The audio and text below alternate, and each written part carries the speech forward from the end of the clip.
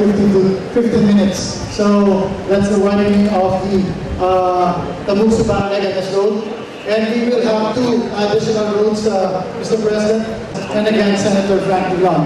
We have in front of us, Mr. President, is a new city hall, and we are proud to say that this is the first government green building in the country, as the 7th and 8th floor is operated by solar-assisted air conditioning units.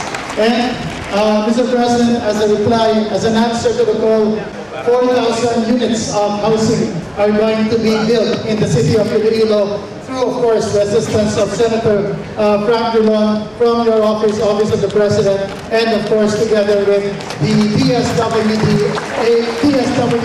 and the MHA officer.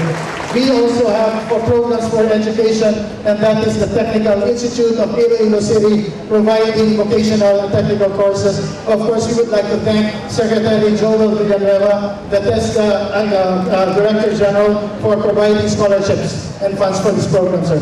And next, sir, the first is the Iloilo Bacolod Ferry Terminal, a first-class terminal that will bring our people to Bacolod on the Negros Island. Of course, this is again another effort of Senator Frank Drilon, and we will have our own Iloilo Roro Terminal, which would make things easier and more accessible to us. And another answer, sir. Through your presidential proclamation, you provided us with land. If you remember, sir, way back in Roa City, you made this call, and we were provided with 1.3 hectares of land.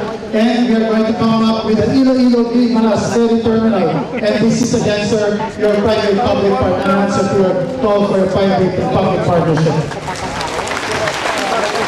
Here, sir, is a natural landscape for Iloilo City, and this is the Iloilo Wetland and Bird Sanctuary with Inactagan, La Paz. Again, another public-private partnership with Panay Energy Development Corporation, as represented by their officers. And we have the Iloilo River Esplanade, which we will be inaugurating also later.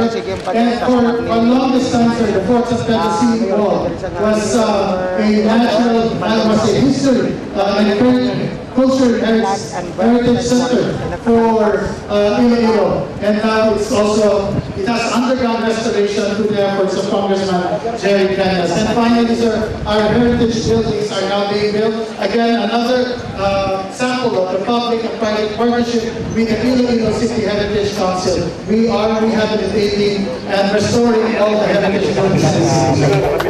These are the projects, 15